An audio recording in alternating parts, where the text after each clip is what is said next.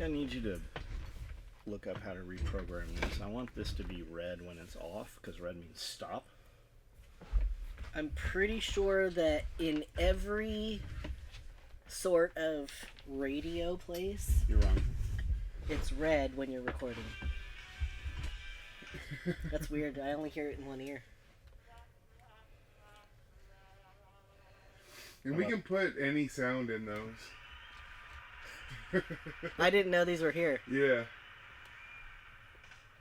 Oh, I like that one. In the box over here, there is a card that you put over them so you can label them so you know which buttons you're pushing. Okay, you're not allowed to touch this anymore. The funny part is, I can put this in with the camera rolling, but you guys aren't recording, so it's just you guys laughing. Nobody can hear what you're doing. Okay, so we're recording now.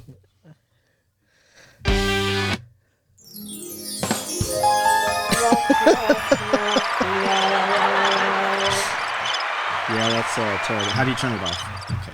You just wait for it to be done. Well, turn the fucking cricket one off. Where I'm number 1 and 2.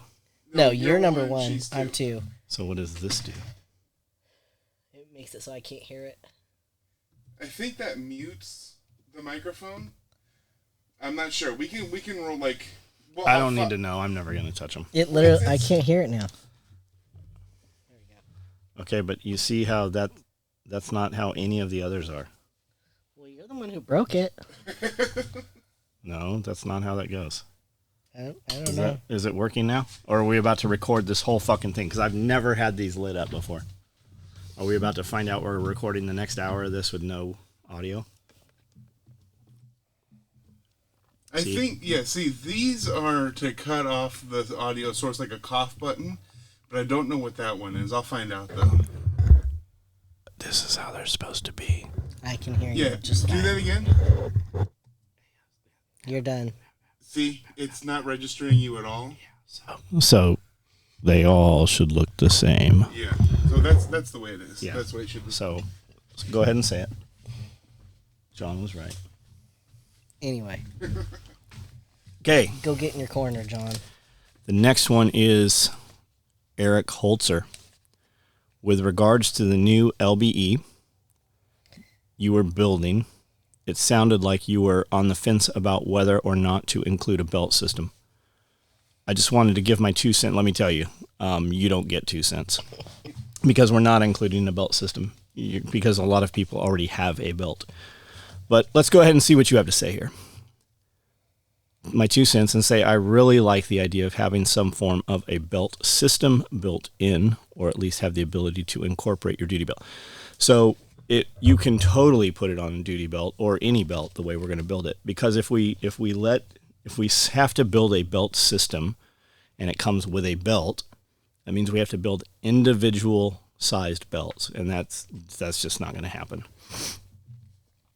It would allow you to load it out like a traditional LBV. That's exactly what this is. That's why we are doing it. This, if we're talking about the same thing, which I've been showing on live feed, pieces of it last night and the night before, because that's when I started building it. It solely is so that guys who are not running our old school LBVs, which were load bearing vests, so you can still run a hydration carrier and butt pack with it on your belt. Because right now you can't. You can kind of put the butt pack on the belt, but there's no way to suspend it because the butt pack wants to, slouch down. So you really need to pull those top clips up, and that's what this is for. And you say you'll run it with a butt pack, 2 Nalgene canteen pouches, multiple 3 mag pouches, large GP smoke frags, etc. Exactly, like old 782 gear. Sounds like an SOE version of an Alice LBV. Yep, that's exactly what it is. I'm very excited for this new design, and will absolutely buy one when available.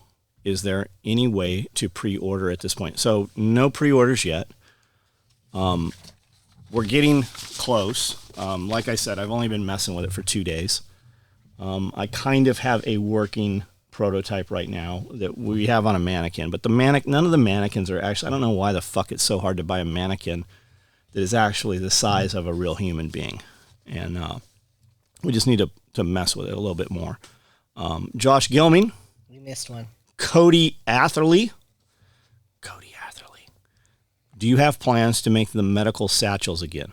Looking at the picture on the website, I think they would make a good Stop the Bleed kit. I wouldn't mind having a couple. So probably not. They were not a big seller. We built them because Eli wanted to carry one at college. I don't know what he was even putting in there. Probably an extra gun. But the vehicle med bag does everything it does and more. And it really is. The vehicle med bag is probably 9 inches tall by 12 inches across, whereas the medical satchel was like 7 by 7. Yeah. So you can do everything with the vehicle med bag already, and we have those available. They're a little bit bigger, but not enough that, I mean, if you're wearing either one and one person's going to look at one, they're going to look at the other also. And if you don't want to carry that much medical in there, just stick something else in those elastic slots in that thing. Plus you get that back slot pocket also on there. And we have them, I don't know, the website will be correct on inventory on those. So I think we have black, multicam black. We just did red black. Typhon. I just saw we have a couple Typhon left remaining, I should say. And then I just saw an order for 12 of those red ones. 15 came through. That motherfucker. He said he wanted 12. I'm good with it. He doesn't even know what a tractor is. Josh Gilman, when did you first start listening to Jack Spirko? Day 1. He was posting as Modern Survival on ar15.com. And I saw his post, started listening to him. Maybe a week or two into it, we communicated with him, said, hey, we really like what you're doing. I would love to see you continue to do this. We would like to send you some product to do some listener giveaways and appreciation with, to help build the audience so that you can continue to do this. And we did that several times. Mm-hmm. I actually speak to Jack every week, every couple of days at this point. And then we do a live podcast, a live video with him once a month also. Jack's been out here to Self-Reliance Festival, the last 2 of them. And I get to call Jack a friend, like in real life.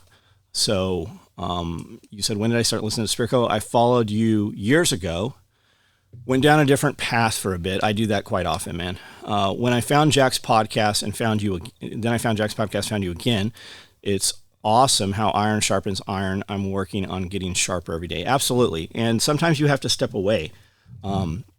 It's easy to get caught up in things like, especially the phones will target market to you and the algorithms on there. Like luxury goods. I intentionally do not look at watches and sports cars and stuff like that, because it will just show you more of it and it will literally reprogram you. And right now my focus is more on business inside the shop here, and a little bit less outside, like homesteading and stuff right now. I think we're in a pretty good place. We could always be better, but I'm just not buying into all the panic that's happening right now in the homesteading survival kind of market. And everything is back right now on product development and product fulfillment. So that's kind of my real focus right now. Anything to add to that? I think that it's the whole iron sharpens iron. I think it's important to be around like-minded people who will hold you accountable when you're fucking up. And I think that you and Jack do a good job at that. Yeah, as far as like putting the message out there. Yeah, and it's not even holding them accountable. Like I'm not going to jump in your shit and be like, "Hey, motherfucker, get up and get some stuff done today." I say that all the time, not to anybody specifically, but if you ask me, I'll fucking certainly tell you.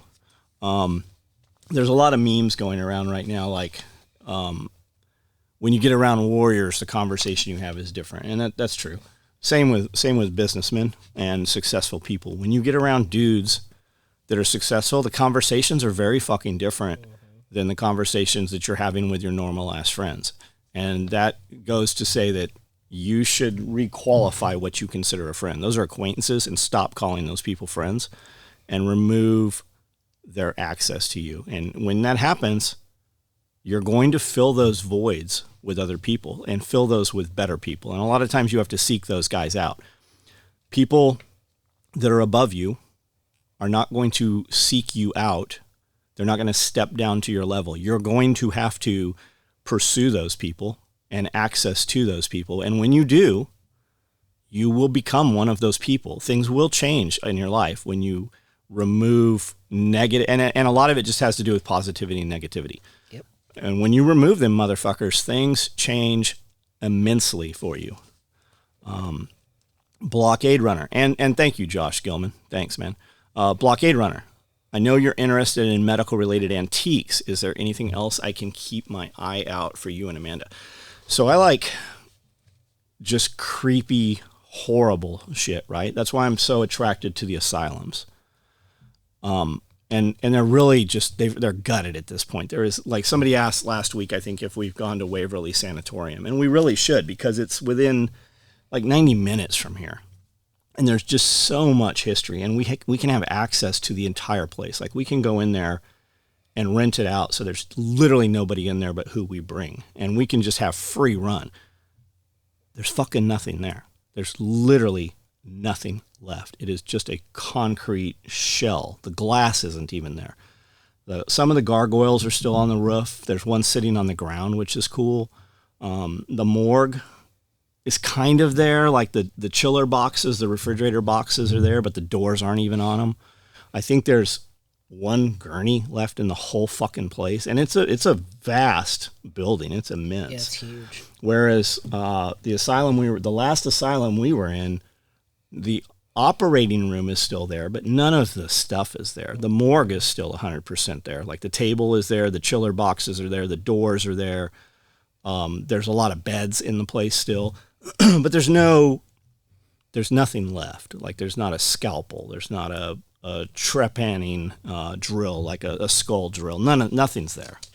And I like stuff like that. I have some 1800s surgical sets. I have some early 1900s surgical sets. I do have a skull drill. I've got some lobotomy stuff. Remanufactured lobotomy stuff. I do not have any of the original lobotomy stuff, because most of that stuff, and even when you talk to Dr. Freeman, who he didn't really pioneer the lobotomy, but he brought it to the United States. He wasn't even a real doctor. He was with a doctor who was either French or Italian, I don't remember. And they kind of did it, and he's just like, we don't have time for this shit. Fuck this x-ray stuff. Let's just start jamming this up in their eye socket. And his son is still alive today, and there's some interviews with him, and he says that the first lobotomies that were done, his dad did with an ice pick. Mm-hmm. There was 2 ice picks that came out of the kitchen drawer in their house, and and they didn't even sterilize them. They did, in one day, I think he did 36 lobotomies. He would drive around in a fucking van that said lobotomy mobile, painted on the side like free puppies and ice cream and shit. And he'd roll in, and they would just have these patients. They'd just line them up in gurneys out in the hallway, and he would just fucking do it. No anesthesia. I mean, nothing. How did they not? I mean, I'm sure a lot of them died. How did they not die? They just did. By getting an ice pick shoved up their nose? They did. A lot of them did. They did. Yeah. I would like a pair of anguish. It's an old Victorian torture device. It looks like a pear. Very interesting. Goes in the cooter. Well, no, it goes in any orifice. A lot of the time they used them in the mouth. And you twist it and it opens up. But those are torture devices. Those are not medical devices. And same thing. And when you do see any of that stuff, it's questionable whether it's even real. And you usually see it like in museums and stuff. There are people that do reproductions that are really, really good. Like I would like to have a Iron Maiden. Yes. You don't ever see them for sale, even in torture museums and stuff. I'd like to have one of those chairs that has all the spikes on them that they made people sit on. The pair of anguish is cool, but most of that stuff, like I have some dental surgical sets. I had a late 1800s dental surgical set that I gave to Sherman. Mm-hmm. I have an eye surgery set from the late 1800s. Like, they were cutting on motherfuckers' eyes in the 1800s with scalpels and stuff. But just, anything really cool. People take old embalming machines. Some of them had like a glass bowl on them, and they take those and turn them into fish aquariums and stuff. Which would be super cool. Yeah, just anything that you walk in and you're like, what the fuck is that? I'm always attracted to dental chairs, like the old dental chairs with like the leather belts and the porcelain spit cups and stuff. Those are neat. And there was one in the asylum we were in. There was 2 of them. But they weigh hundreds of pounds. Oh, no, they're thousands of pounds. Well, there's one in Memphis I know that's for sale. It's on the 3rd floor. I don't know how the fuck they got it up there, and I don't know how we would get it out of there. We're gonna need a crane. I have I don't have a pickup truck or anything, and there's always things that I want to see for sale, or that I want to buy that are for sale, like on Marketplace and stuff. And it's like, you move it, and I was like, well, I would have paid you $50 to move it, and whatever you were asking for. Yeah, so if I have to move it, I'm not gonna buy it. Usually, this stuff falls under antiques. Yeah, and it's usually old people, yeah, right? Because kids have no interest in this, right? Mm-hmm. And I don't know if it's that the old people are holding on to their past life, or they just want to see it still. Their future is not interested in their past, their kids and stuff. I think kids today are so far removed from what it was like back then. Absolutely. So, normally generations get a little bit different, but now it's like so it's vast. Gap. Yeah, exactly. Well, they've sold everybody. I mean, look at the big move right now is tiny homes. Mm-hmm. They have sold everybody on this idea that you should live in a 200 square foot home and you don't need to actually own any physical possessions because you can just buy NFTs and video games and shit. So, I mean, maybe there's some to that. I just tried to buy a song off of iTunes last night, and I couldn't figure out how to do it. They had me sign up for the streaming service for $10. I wanted to spend $1 on a song, and I still don't own it. I had to pay $10 to hear this one song, and I don't own it. So I had to go back and figure out how to pay the $1. Do we really have to buy songs at this point? Can you not just go on YouTube and listen to it as many times as you want? I wanted to run it through a different app, and it had to be in my song library, so I had to buy it for that. But it took me forever to figure it out because they don't want you to even own a digital copy of a song. What was it? It was something for Annie. I don't know. Baby Shark, do do do do. It's called Baby Shark. "Lover" by Taylor Swift. She wanted to hear it have it go through this voice thing that she wanted. So, but it took me forever to figure it out because they don't even want you to. Is this some kind of weird sexual thing you guys are into? Mm-hmm.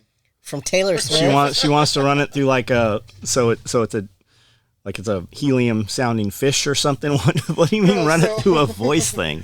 It changes the way that the person sounds when they sing. It's like a like game. Helium. Yeah, exactly. But I think you could change it different ways, and it was actually on her phone, not on mine. But she couldn't figure it out, so I tried to do it for her, and I couldn't figure it out. So she wants to download Taylor Swift's song and then make Taylor Swift sound like someone else. Yes. Yeah, weird. Yeah, well, girls are weird, I guess. So. Yes. So if you have some. Who asked this? Blockade Runner. If you have something cool, yes, I would love to have it. Especially if there's a story behind it. I went to buy, Baby had wanted an anvil. Here, the temperature's rising in here, so those mason jars are popping. Baby had wanted an anvil, and we used to go to the flea market in Nashville, which is nothing like it is now. It's not even a quarter of what it used to be. People would come from all over other states to set up at the flea market in Nashville. It's like a gun show. If you don't know how those work, there is a gun show on the West Coast every weekend, and it just follows this path and these people. There are people that do nothing but gun shows every weekend. And it'll go from San Diego and then 10 other places in California and then Arizona and then Vegas, a few places. And that's how the flea market stuff is. But there had this dude he had to have 30, 40 anvils. A ton of them. And I'm looking at him, and he's telling us about them. And there's one for $300 and there's one for $1,000. And they look very similar. They're same size, same weight. And I go, what's the difference between a $300 anvil and a $1,000 anvil? And he goes, I have a story with the $1,000 anvil. And he told me all about it. And I go, how do you know? And he has a book that's like an old school big city Yellow Pages phone book. It was huge. And every fucking anvil that's ever been made around the world is in this thing. And he can look it up by maker's marks and manufacturers and tell you all kinds of shit about it. And he goes, we don't really know where this one came from. So we bought the $300 anvil. It's still sitting out in the rain where it's been for the last 6 years outside. But that's the story. That's the story. And that's how that shit is, right? I was just thinking about this on my way home last time I was here. I was listening to a podcast where these two comedians give each other joke gifts, and one of them gave the other one Hitler's teacup. And so what okay, a I cool have a piece of story. I have a history. story like that. he said that it cost him $27,000. Oh, I bet. But you just have to believe the story. Like, he believed it, but I was thinking, like, How would you prove it? yeah, exactly. Apparently, it was found in Hitler's interior designer's house, and somehow they figured out that it belonged to him, and then it got sold around as that, and then now it ended up with him. But how do you really know? You know. So, military collector shows. Oh, yeah. We have a really good one that hits Franklin. And then there's the really best ones are in Kentucky, from what I've gathered from watching YouTube videos. Mm-hmm. And there's a dude in Kentucky that had Eva von Braun's, that's Hitler's wife, had it was a teacup or it was a perfume bottle or maybe a match holder or something. But I was just looking on his thing at all the things he had for sale, and that was the one that I felt like I could afford, because there was some shit on there. You're like, how the fuck does this guy have this and it's not in a museum somewhere? Exactly. But that was her supposedly, and there was a whole story with it. He had a whole video about it. Yeah, because it's just a piece of metal or correct. It's glass, like like artwork. Exactly. Because somebody co-signed it and said it's this is what it is. Mm-hmm. So anything cool, Blockade Runner. I'm not sure who you are. We kind of know a dude that I believe what he does is micro laser engraves every piece of surgical equipment for the Department of Defense. I think it includes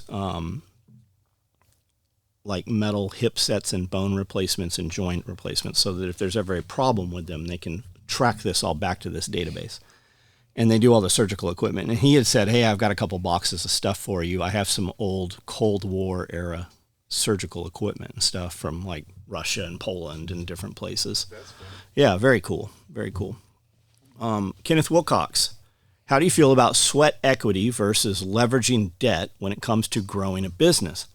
We are a niche and have experienced steady growth and are wondering if taking the risk to grow exponentially faster is worth it over staying the course and growing the company with itself slowly.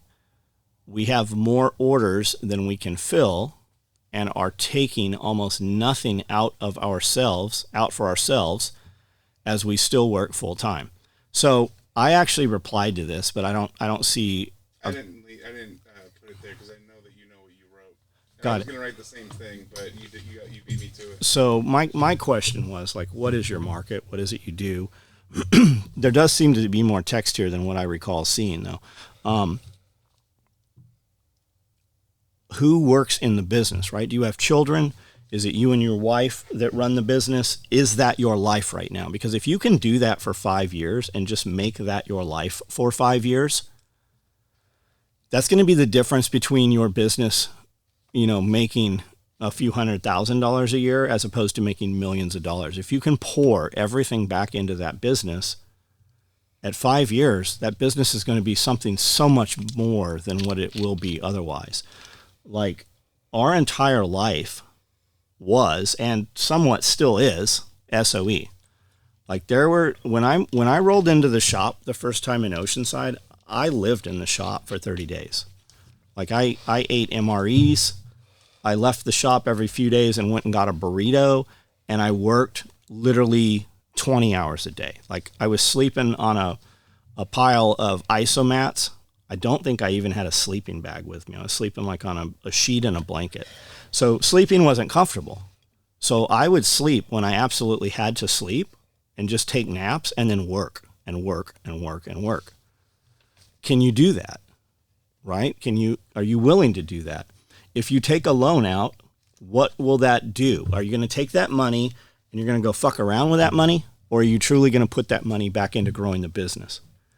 And are you willing to work to pay that loan off, right? What does that loan look like? What's the interest rate on that loan? How are you getting that loan? Are you getting a business loan, or are you getting a signature loan from the bank? What collateral do you have to put up to get that?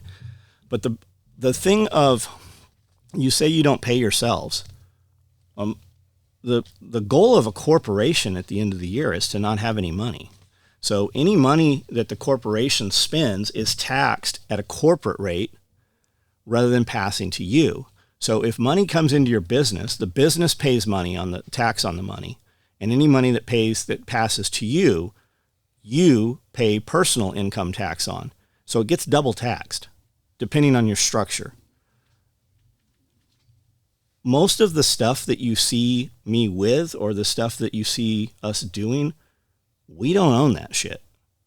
Companies own that stuff. So it is not, and then there's a corporate veil there, and then insurance policies guard that, so that if something happened and you sue John Willis, you can't get access to most of the assets that you think that I own. So you need a lawyer and an attorney for those conversations, and it's going to probably vary state to state. But when you can live as a corporation instead of an individual, taxes are very fucking different. I know that there are some laws that say the officers of the corporation need to get paid a certain percentage of the income, but other than that, don't pay yourself anything more than that. The business owns everything because it's a tax write-off. So by paying you, you get double paid. You have to double pay taxes. But if the business buys it, it's a tax write-off. So right. It's like like those Toyotas, we don't own those. Yeah. The business owns those. Mm-hmm. I don't think we own any of that shit up front there. Most of it. Only a few. Yeah. That's the way to do it. If you own your own business and you're paying yourself a paycheck, you're wrong. Like, I mean, you have to pay something. So I wish I knew what your business was, right? And how, and you say it's growing, and a lot of times people say things about their business and they believe them, but it's not actually the case sometimes as well. So I wish I knew what it was you're making. I wish you guys would just give more details so we could give you more realistic answers or better answers. I have kind of a vague answer for his vague question with its sweat equity or leverage. And you have to have both for growth. Nobody cares about your sweat equity until they want to see what it produced. So I was thinking of this example. You guys know the right people to where this could be one of the biggest companies in Tennessee if you wanted it to be, or even bigger than that. But before they invest in you, they want to see the numbers, and those numbers are there because of your sweat equity. So nobody cares about it until it gives results. And what is your business worth, right? Just because of you put that in there, that doesn't mean that's what it's worth. When you go to sell it, you're going to sell it for 3 years of the profit, or 3 years of your, income. And what assets does the business have as well? I know that's not what you asked.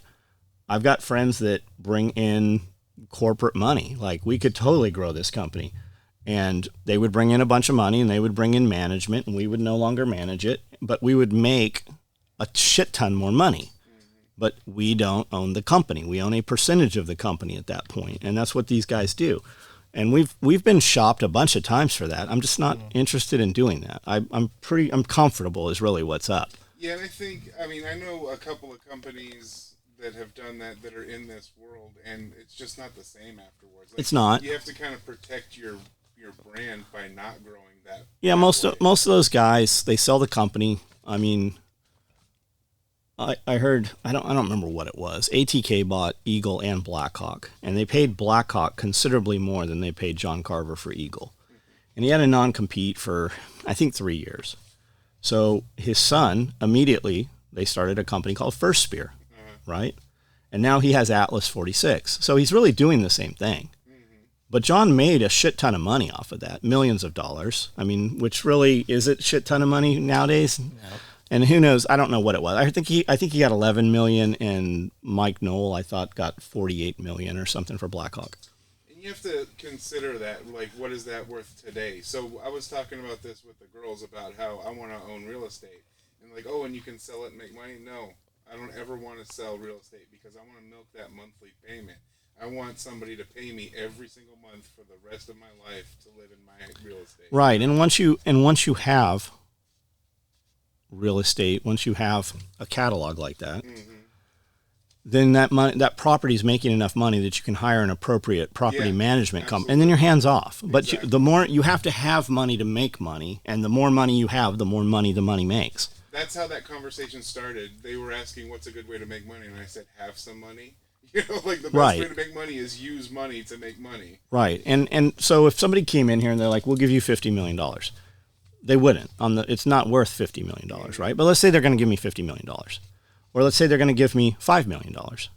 Would I walk away for $5 million? With $5 million, I could walk away, go right across the street, buy all of that property, put up a fucking brand new building with basements and everything we want, and start over fresh with brand new equipment, and just burn this motherfucker. Here, it's yours. You can have it. Walk away. We don't have to organize it. We put all brand new shit in there. Would it be worth doing?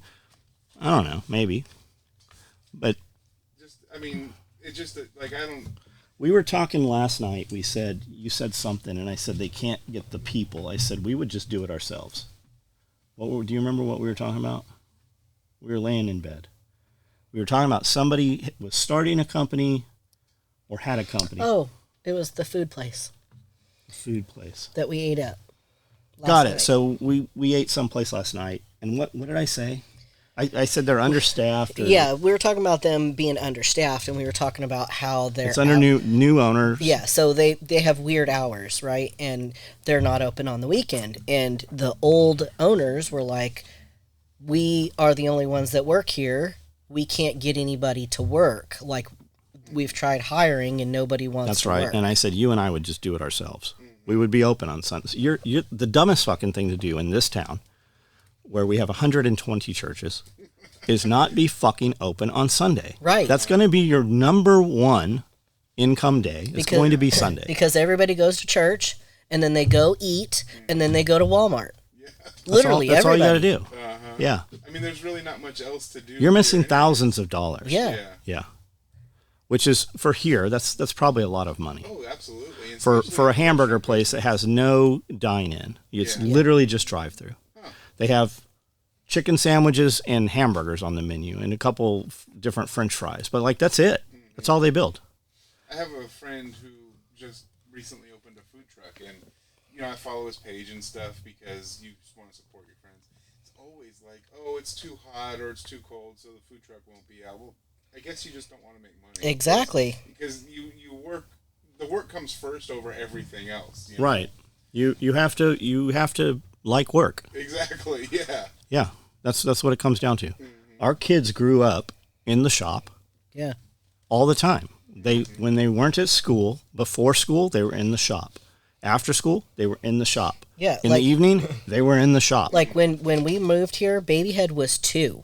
Oh, wow. He literally had a pallet underneath my table where I stood and cut material all day long. Come home from school, take a nap. And that's where he took his nap. Like, our kids have always been in the shop. Trying to tear us down.